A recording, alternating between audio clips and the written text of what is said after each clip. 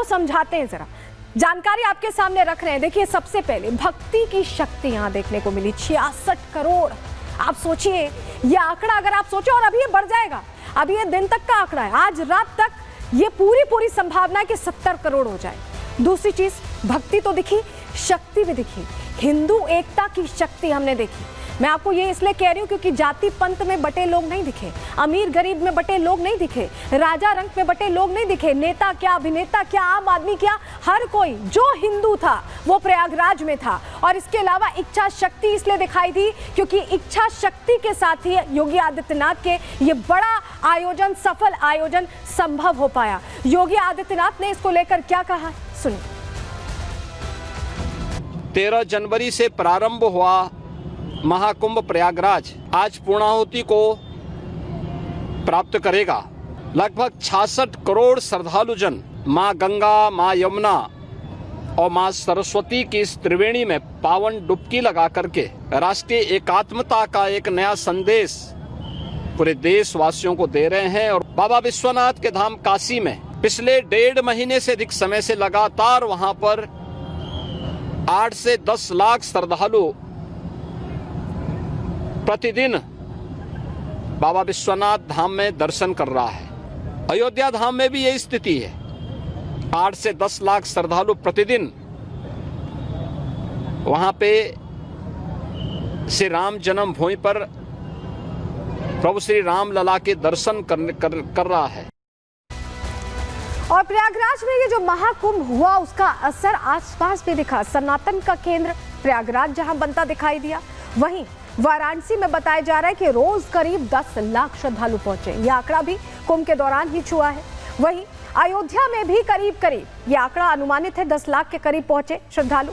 मथुरा, वृंदावन में भी, पूरे उत्तर प्रदेश में जहां जहां आध्यात्मिक केंद्र है, सनातन के केंद्र है, वहां लोग पहुंचने लगे। रोज 4 से 6 लाख लोग मथुरा, वृंदावन पहुंचे। और गोरखपुर में गोरक्षनाथ पीठ में भी लोगों ने जमकर दर्शन किया है। तो ये एक तरह से उत्तर प्रदेश में देखा गया कि पंच तीर्थ के तौर पर उत्तर प्रदेश स्थापित हुआ। और यही बात दोहराई योगी आदित्यनाथ ने भी, सुनिए जरा।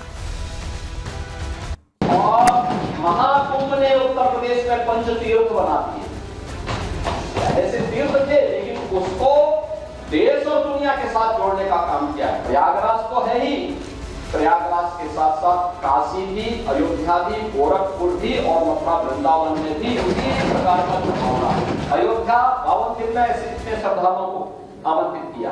24 में मक्का पहुंचे थे 1 करोड़ 40 लाख, वेटिकन सिटी में 80 लाख और अयोध्या में इससे 12 गुना, यानी 16 करोड़ श्रद्धालु अयोध्या धाम में पहुंचे।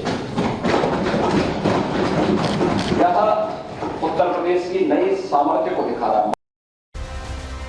क्योंकि आज महाशिवरात्रि है और ऐसे में महास्नान का जो आखिरी दिन है महाकुंभ का, उसमें श्रद्धालु लगातार बड़ी संख्या में अलग अलग जगहों पर भी पहुंचे।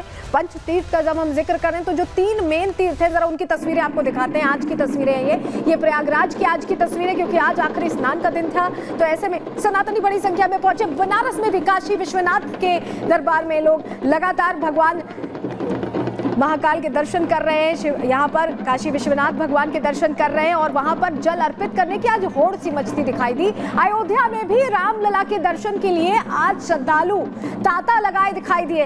तो ये वो तस्वीरें हैं जो बता रही हैं कि वाकई उत्तर प्रदेश आस्था के केंद्र के रूप में अलग अलग जगहों पर, देखिए सिर्फ प्रयागराज में ही नहीं, काशी विश्वनाथ में भी, अयोध्या में भी वो रंगत और वो सनातनियों का हुजूम दिखाई दिया, जो अपने आप में बता रहा है कि अब उत्तर प्रदेश की तस्वीर बहुत अलग तरह से बदली है। अयोध्या जब से आया है, काशी विश्वनाथ में जो कॉरिडोर विकसित किया गया और प्रयागराज में जो इस बार महाकुंभ हुआ है, वो अपने आप में कीर्तिमान स्थापित करने वाला है। ये 3 तस्वीरें हमने आपको दिखाई। और हमारे साथ हमारे 2 सहयोगी प्रयागराज से सीधे जुड़ रहे हैं, हमारे 2 सहयोगी जो अलग अलग तस्वीरें, अलग अलग रिपोर्ट्स लगातार भेज रहे हैं, आप तक पहुंचा रहे हैं वो खूबसूरत तस्वीरें जो आप शायद अनुभूति नहीं कर पा रहे होंगे। सबसे पहले अनामिका आपके पास आ रही हूँ, जरा ये बताइए, आप वहां पर मौजूद हैं, वो जो रंगत है आज जो आखिरी दिन जो सनातनियों का ज्वार उमड़ पड़ा है, क्या उसे महसूस किया आपने? देखिए, जिस तरीके से मेरी मौजूदगी सुबह से थी यहाँ पे 5 बजे के बाद से जो लगातार लोग स्नान करके बाहर निकल रहे थे, कुछ लोग ऐसे भी थे जो रात में ही घाट पे पहुंच गए थे। एयर शो से लेकर के पुष्प वर्षा से लेकर के मैंने हर वो रंग देखा है, न सिर्फ देखा है बल्कि महसूस किया है, लोगों की भावनाएं देखी हैं, सुनी है। और बहुत सारे लोग तो मुझसे नाराज भी हो गए इस बात को लेकर कि आप मुझसे बात क्यों नहीं कर रही हैं, आप मेरी बात क्यों नहीं पहुंचा रही हैं। मैंने पूछा कि ठीक है बताइए क्या कहना चाहते हैं आप, तो उनको कहना ये था कि वो बहुत भाव विभोर हो रहे हैं यहाँ पे आके। उड़ीसा से, मध्य प्रदेश से, राजस्थान से, गुजरात से, दुनिया के अलग अलग कोने से, दुबई से लोग यहाँ पे आए थे, बंगाल से लोग आए थे यहाँ पे, बांग्लादेश से लोग यहाँ पर आए हुए थे, आए हुए अभी भी हैं। और देखिए यहाँ पे जो रेला देख रही है आप, जाने का तस्वीर मैं दिखाऊंगी दिखाने के लिए। अजय जरा तस्वीर दिखाइए। देखिए अभी भी जो तस्वीर देख रही है आपकी वापसी की तस्वीर है। अभी भी लोग आ रहे हैं, अभी भी लोग जा रहे हैं। और हालांकि भले ही समापन हो रहा हो आज, लेकिन जरा राघवेंद्र का रुख कर रहे हैं। राघवेंद्र, मुझे लगता है करीब 40 दिन तो आपने भी कुंभ में प्रवास किया है, तस्वीरें भेजी हैं, आप वहां लगातार मौजूद रहे हैं। जरा बताइए, आपने हर वो तस्वीर देखी, जो उतार चढ़ाव भी कुंभ में आए वो भी देखा, और जिस तरह के इंतजाम थे उनकी तारीफ भी देखी, और रिकॉर्ड बनते हुए भी देखा। जरा अपना अनुभव भी बताइए और लोगों से बात भी करिए। देखिए, मैं यहाँ पर तब आया जब मेला सज रहा था, और आज मेरे सामने, मैं बहुत भावुक भी एक महाराज जी मेरे सामने रो रहे थे कि माँ गंगा से अब मैं विदा लेने वाला हूँ, और मेरे सामने अब मेला जो है वो उजड़ भी रहा है। क्योंकि मैं आज लास्ट दिन पर हूँ, महाशिवरात्रि के दिन। प्रयागराज महाकुंभ ने जो इतिहास रचा, जो कीर्तिमान रचा है, शायद अब दुनिया में उसे कोई नहीं तोड़ सकता है।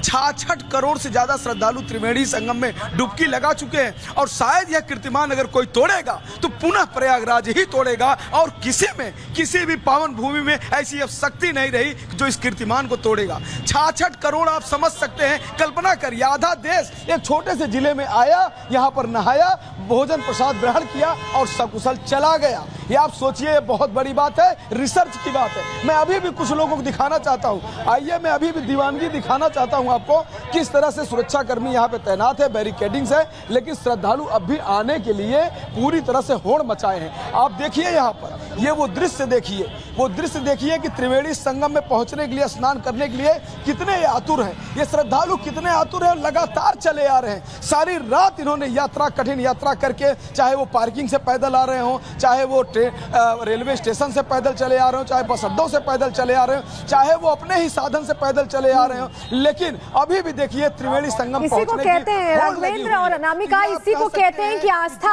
आपको इतनी शक्ति दे देती है कि आप अपने सारे कष्ट भूल जाते हैं, और स्नान मात्र से ऐसा आपको लगता है कि आपको ईश्वर की प्राप्ति हो गई है, आप उनसे जुड़ गए। इसी को आस्था की शक्ति कहते हैं, और सनातन की शक्ति वाकई महाकुंभ में एकजुट होती दिखाई दी। आप दोनों मेरे साथ बने रहिएगा, आपके पास हम वापस लौटेंगे और तस्वीरें दर्शकों को वहां से दिखाएंगे। लेकिन चलिए, जब राघवेंद्र और अनामिका कह रहे हैं ये बात कि ये बहुत बड़ा कीर्तिमान है, तो वो यूं ही नहीं कह रहे, हम आपको जरा बताते हैं, पूरी जानकारी आपके सामने रखते हैं कि कैसे ये कीर्तिमान वाकई स्थापित हुआ है। अभी तक इतने लोगों का जुटान कहीं नहीं हुआ, और ये सनातनी है, इनकी शक्ति है, सनातन की आस्था जो दिखाई दी। क्यों हम ऐसा कह रहे हैं, जानकारी आपके सामने रख रहे हैं। जरा 2024 के आंकड़े देखिए, पिछले साल ये मक्का की तस्वीर है। मक्का में 1,40,00,000 लोग पहुंचे, जो रिकॉर्ड सामने आया। ग्राफिक्स जरा दिखाइएगा, ये देखिए, 1,40,00,000 पहुंचे। वेटिकन सिटी में कितने लोग पहुंचे? 80 लाख पहुंचे। ये पिछले साल का आंकड़ा है, 2024 का। अब जरा आपको हम बता देते हैं कि प्रयागराज में कितने लोग पहुंचे। देखिए तस्वीर बदली, और सिर्फ 45 दिन में, वो साल भर के आंकड़े थे वेटिकन सिटी के और मक्का के, हम आपको अब प्रयागराज के 45 दिन के आंकड़े दिखा रहे हैं। और 66 करोड़ तो अभी दिन का आंकड़ा है, शाम होते होते इसमें भी बढ़ोतरी होगी। तो ये सनातन की एकता है, ये सनातन की शक्ति है, जो बता रही है कि ये जो कीर्तिमान स्थापित हुआ, ये तो आसानी से टूटने वाला नहीं, शायद महाकुंभ में ही दोबारा ये टूट पाए।